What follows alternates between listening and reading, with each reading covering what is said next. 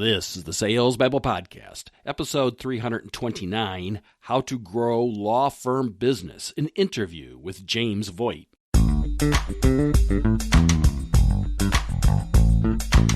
Welcome to Sales Babble, the podcast that shares selling secrets for non-sellers. And now your host, Pat Helmers.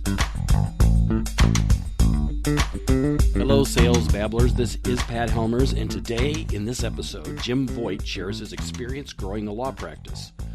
Jim is on a mission to help new attorneys grow their law firm. He's writing a new book that focuses on growing new clients with relationship selling. These are skills that you don't learn in law school, but they're skills solo attorneys need to grow their law practices. But before we get to the interview, I want to thank our sponsor, Sharetivity. Sharetivity helps salespeople increase prospect engagement by providing an easy and fast way to personalize their outreach on LinkedIn. Make sure and listen all the way to the end to get your free Sharetivity account today. And so, with no further ado, let's get to it. Welcome, Jim. Are you ready to babble? I am ready to babble. Thank you. Jim, you're in the process of writing a new book, and it's going to be a guide for new attorneys. You're a new attorney, so what motivated you to write this book? Yeah, actually, so when you say I'm a new attorney, that's somewhat true. I'm relatively new to being out on my own, but I've been practicing for a long time, almost 15 years. So what motivated me to write the book was really two things. One, I had gone through my own transition to going into solo practice after working at a couple of different law firms, and it went pretty well. And the more I started talking to other solo attorneys, it was not going well for everybody. And I started to just look inside and say, well, what did I do that was different from these people that are just banging their head against the wall trying to make ends meet as a solo attorney? And I sort of started putting it down into an outline, and there was some specifics on what I had done that I thought worked pretty well, and I wanted to share it. I would think a new attorney, I would think somebody who wants to become an attorney, has a real desire about justice maybe, or logic or something like that. Probably the last thing that's in their mind is business development. Yeah, that's definitely true. That's definitely true. And it's funny, so my background, the law was technically a second career for me. I started a company when I was 14 called Corporate Startups to help other people start companies. I was in sales for a long time, and then I made a transition into law later in life. I was in my late 20s. So I had done a few things before I went into law, and just by dumb luck, I had exposure to running businesses outside the framework of the law. And you're 100% correct. Most attorneys go through the same process, high school, right into college, right into law school, and right into work. And they've never really been exposed to operating a business, and to be blunt with you, it shows. Which is exactly why I wanted to have you here on Sales Babble. Yeah. Because I've never had an attorney on Sales Babble. And I know there's a bunch of laws or rules, or maybe just, habits about business development in law. And I thought maybe you could speak to that.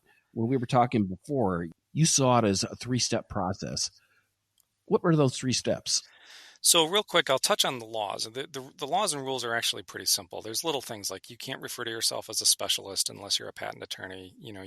If you mail something out to somebody, it has to be marked as advertising. So the rules and laws are pretty simple. You're not allowed to just incite people to file litigation. So those, I kind of cast those aside because I stay so far away from those anyway. They're easy to comply with. So that the book doesn't even talk about any of that. Really what it talks about is, like you said, this 3-step process. You've got your pipeline, which is the process of bringing people to you. Then you've got the process of closing them, which is converting somebody that you've met that might be a client to somebody who is a client. And then 3, the process of managing that client relationship after they've signed up so that they're staying with you as a client and even sending you more clients. You're turning your own client base into your best source of revenue. I would like to dig into these step by step. Sure. Let's start with the pipeline. Yeah, this is probably the one that scares attorneys the most, and maybe even without them realizing it. So if you were to talk to somebody that says, boy, I tell you, I'm not real happy at this law firm, and they're okay, they pay me okay, but I feel like I could make more money if I went on my own. I'd be like, great, okay, so here's what you need to do. Step one, you're going to need to sell, and then you hear tires screeching, right? And I think it's because within the professional service industry, there is such a gross misunderstanding of what it means to sell. And this is where, when I said it was kind of dumb luck, I had 11 years of sales before I went into law. So all of the things that we do to really sell, not the fake version of selling that I'll talk about in a minute, but what we really do to sell just came completely natural to me by the time I hit my first job at a law firm. So what I mean, though, is that the standard thought is, right, like perhaps the only industry that's more disdained than lawyers is used car salesmen, right? And the idea behind selling is that you're getting in front of somebody who doesn't want what you offer, but selling is the process by which you convince them to buy it anyway. And that is so grossly inaccurate. So, really, it's a process of first identifying who you are and what you offer. And that sounds just so pie in the sky, right? But figuring out who you are, like what sort of lawyer you are, that's actually hard, especially when you're on your own, because there's no one there telling you what to do. You can literally be whoever you want, which is great in terms of freedom, but it's hard because then you have to figure out what that is. But the idea behind selling is to say that your personality, the way it is right now, without changing it and without converting you into some master salesman, the personality you have right now is very well suited to clients who need your skill set. Some clients, not everybody, right? So the key for selling as an attorney, and I think any professional services firm, is to not change yourself into somebody who's compatible with your clients and to not change your clients into somebody who wants what you have. It's to recognize who you are and then identify people who want to work with you. It's literally that simple, and no one gets it. Oh, the problem with that, I think, where a lot of people struggle, is that that's a narrow net, Mm-hmm. and so much opportunity out there. Wouldn't it be better to do a broader net? Yes, theoretically. Practically, no, and I'll explain why. So I started to look for patterns in the various solo attorneys that I was talking to. I talked to a lot of solo attorneys who were struggling and a lot of solo attorneys who were just absolutely killing it. And I found two things, right? One, the two things that set you apart to a solo attorney who's going to succeed on their own are A, you know how to sell, and B, you specialize. And keep in mind, I just told you a minute ago, you're not allowed to tell people you specialize. You're allowed to specialize. You're just not allowed to put that in advertisements, right? So, for example, I have a friend of mine who's a fantastic solo attorney. He's absolutely killing it. He's doing really well.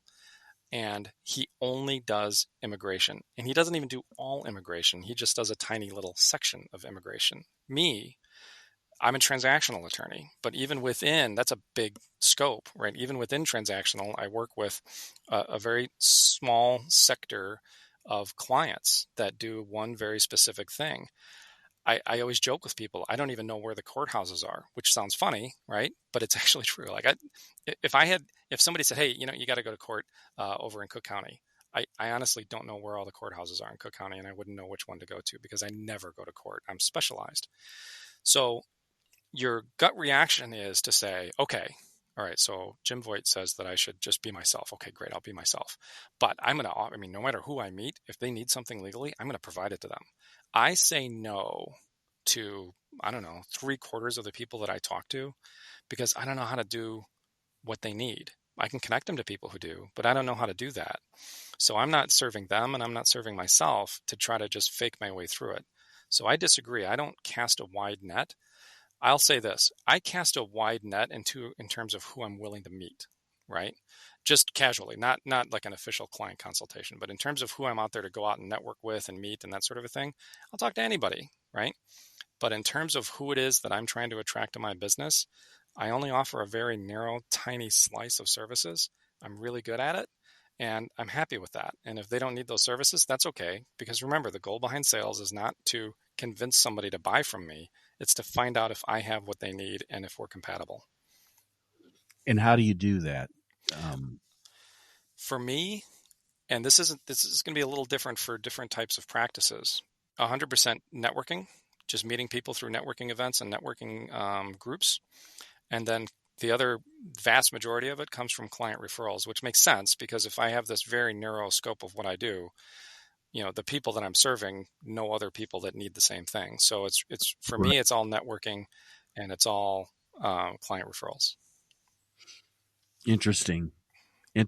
So when you're meeting people, networking, you're qualifying right there on the spot. You're going, is it one of these? Are you one of those people, or are you not one of these people? Not I'll answer that, and I know this is a frustrating answer because we're talking about sales technique, but what I can tell you is when I go to networking groups, I just love meeting people. I love talking to them about their business, and I don't have any specific goal at all about converting anybody in that room to becoming a client. And there's two reasons for that. It's not just that I'm this altruistic guy, who like does yoga and whatever.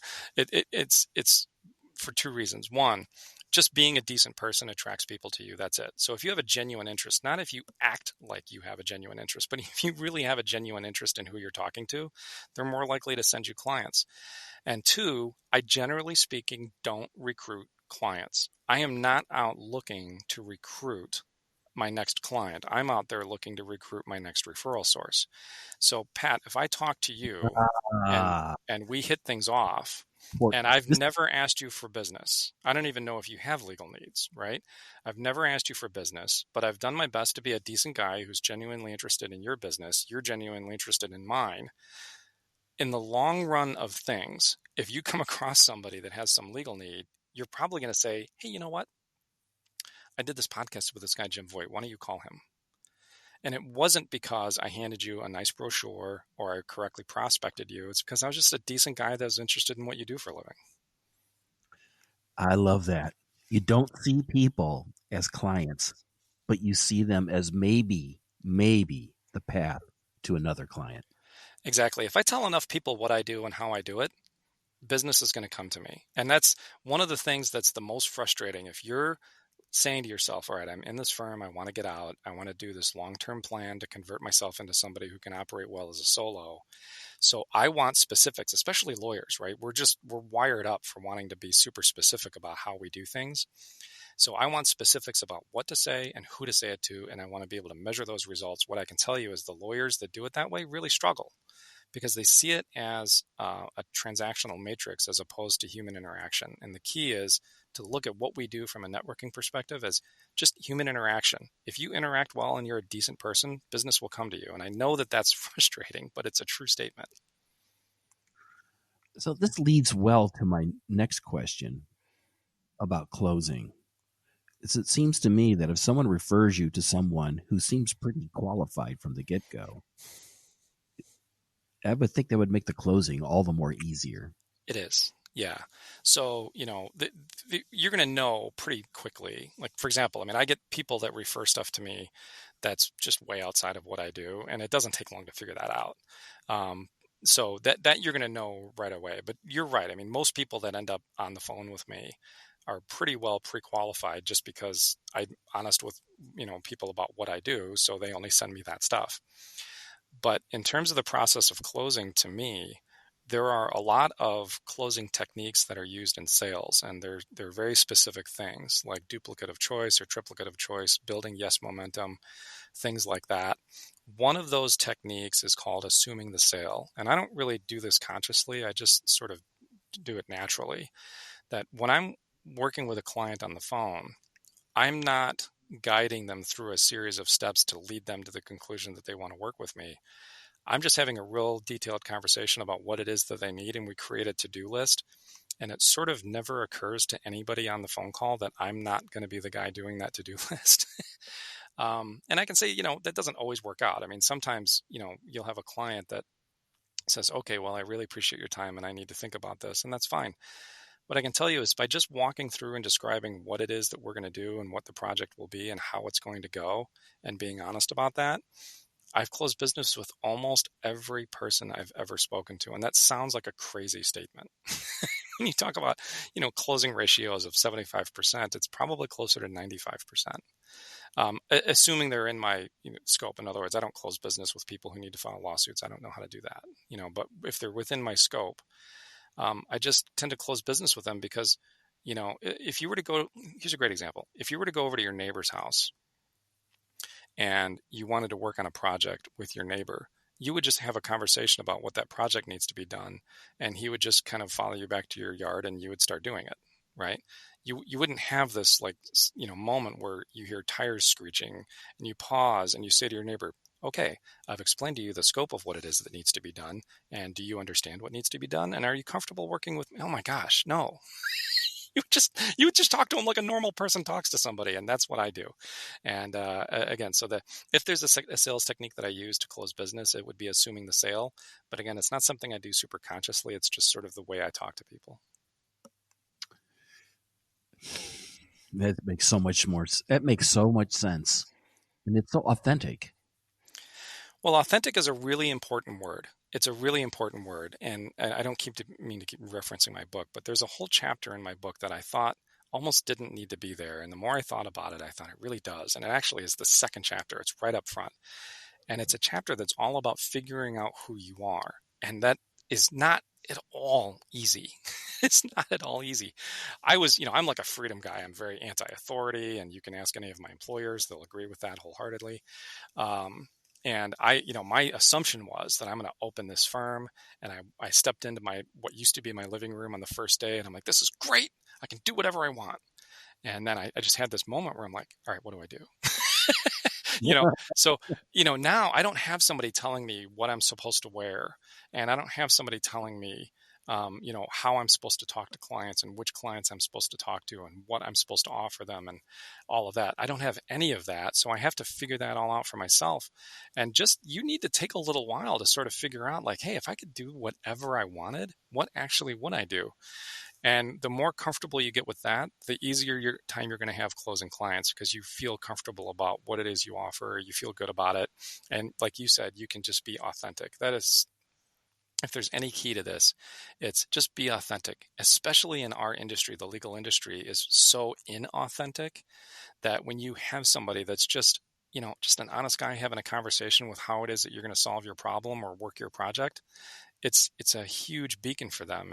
They gravitate towards it because there's not a lot of people that just have straight up simple person-to-person conversations. Good stuff. There was the third phase here. It was managing your clients afterwards.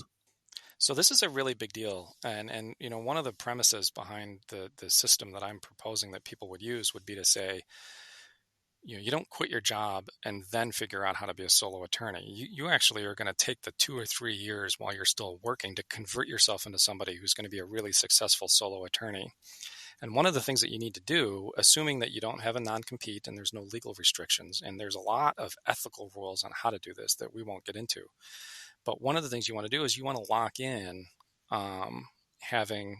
bringing all of your clients with you when you go out on your own. And the only way to do that is to make your clients hyper loyal to you. At least in the law, I don't know if this is true in other industries, but for example, I can't, for the month before I go out on my own, I can't be on the phone with my clients telling them what I'm going to do and securing their business. I can't even tell them that I've gone out on my own until after I've done it. That's scary. That's really scary. So you have to do all of this stuff and get all of this stuff, figured out, and then go out on your own and then send a letter or an email to your clients telling them, here's where I went. And you need to do that with confidence that they're going to follow you. So creating client loyalty isn't just sort of generally good business. It's really critical to making that jump. What I can tell you is I have, when I went on my own, I have more now. When I went out on my own, I had about 60 clients. Every single one of those clients went with me. Every single client went with me. And part of the reason is that I bond very closely with my clients. And that bonding is something that my former employers have actually told me not to do. It's a bad idea. And I just don't like that. I understand there's risks, right? If you form a personal relationship with a client, I'm not talking about like dating, but if you, if you don't do that, I can tell you this, there's no chapter on the book on that, but don't do that. That's nothing but heartache. Yeah. Yeah. Anyway. So, but when you form that bond, right? It's never going to occur to them that they wouldn't go with you. And keep in mind, I actually did this twice. So I was at a law firm and we sort of didn't agree as to what the right way was to handle my employment. So I left and went to a different law firm and figured out that the problem wasn't them, it's me. I should be on my own. So in the course of just over a year, I switched twice and all of my clients went with me both times, right?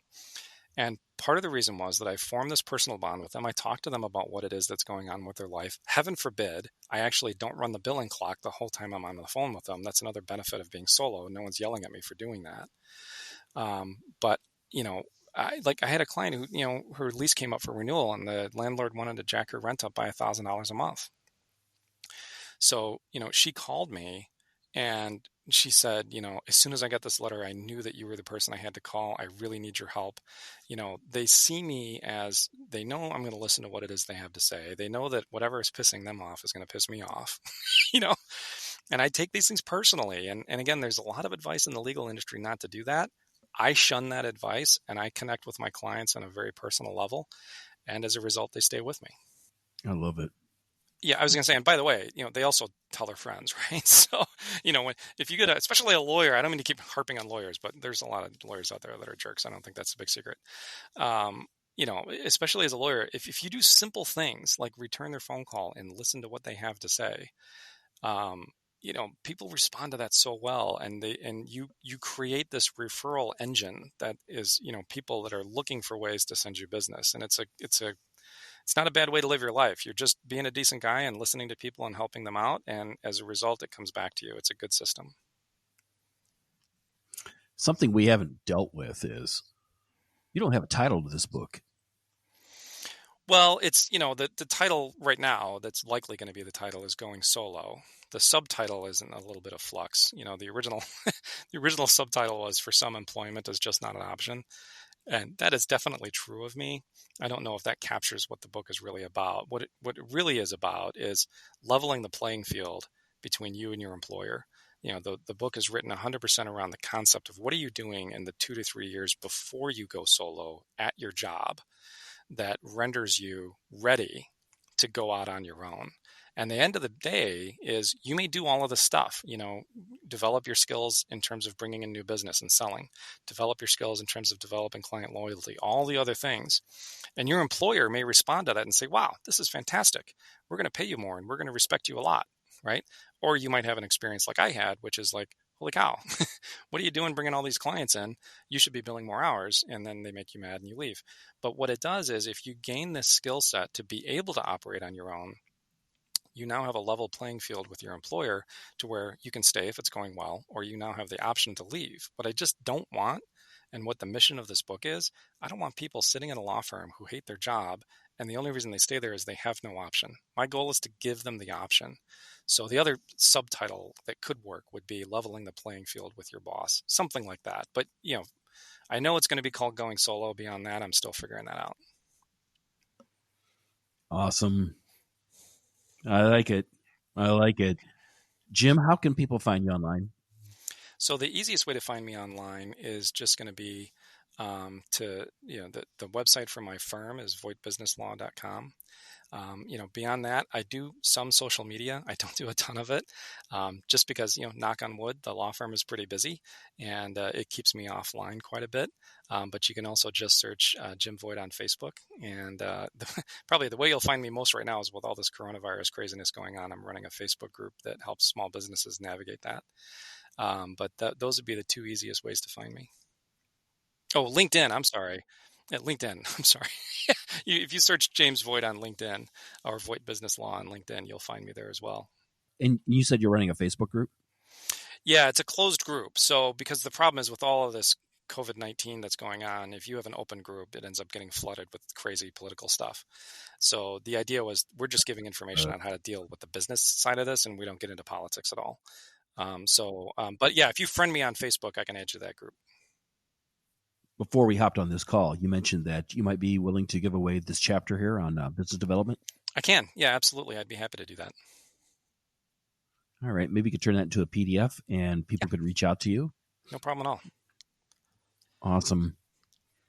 Yeah, and if you want to include, they can either, you can, I guess in the show notes, you can put, my various links. You're happy to put my website on there, email address, whatever works for you.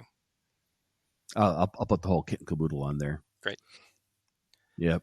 Like I usually say, people may be driving, they may be walking right now, and I don't want them pulling out a piece of paper trying to take notes. Exactly right. Good idea. Although I didn't think any of us were allowed to be driving and walking right now. Are you? At least not in the state of Illinois. Yeah. Well, by the time we hear this could all be over. And fingers crossed. Your words to God's ears. Leading this section of the podcast. But I may not be. Who knows? Jim, thank you very much for visiting us here in Sales Babble. I really appreciate it. Sure. Well, thanks for having me on. It's a lot of fun.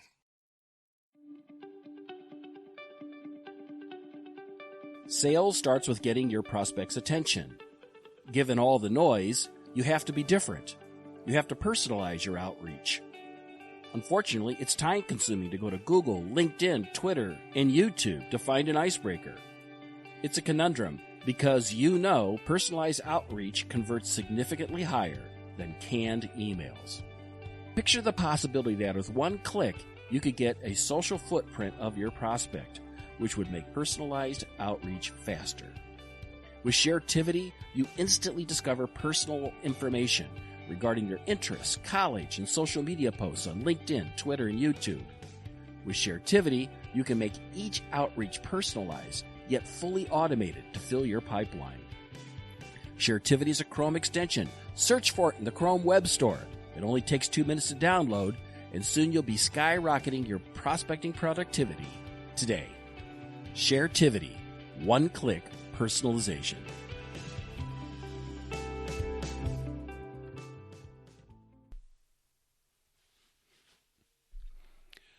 I think the biggest takeaway I came from this interview that I really agree with, that the personality that you have right now is perfect for some clients. You don't need to change who you are. Find clients that appreciate you for being you, have a narrow focus, be authentic, and people will naturally be attracted to you and do business. To connect with Jim, you can find him in the show notes at www.salesbabble.com/329, along with links to Sharetivity so you can download a free account. Don't forget we have a Sales Babble Telebabble. It's a teleconference. It's a phone conference where listeners to Sales Babble get together and we talk about selling. We do it every Thursday at 4 o'clock Central, 5 o'clock Eastern, 2 o'clock Pacific. Would love to have you stop by and visit. It's a ton of fun. You learn a lot. You meet other people who are interested in growing their selling skills. If you've got a question or a comment about this episode, go to the Sales Babble website and click the Babble Me button. I'll be happy to answer your question and provide advice. Did you enjoy this podcast? If so, please share it with your friends. That's how we grow Sales Babble. That's all I've got for this week, folks. Until next week, take care and have a highly successful and profitable selling day.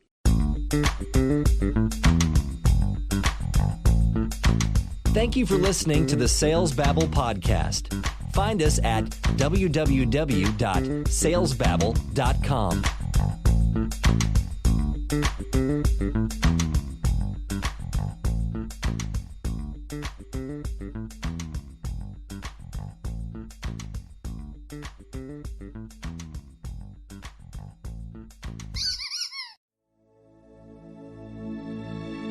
This is a production of Habanero Media.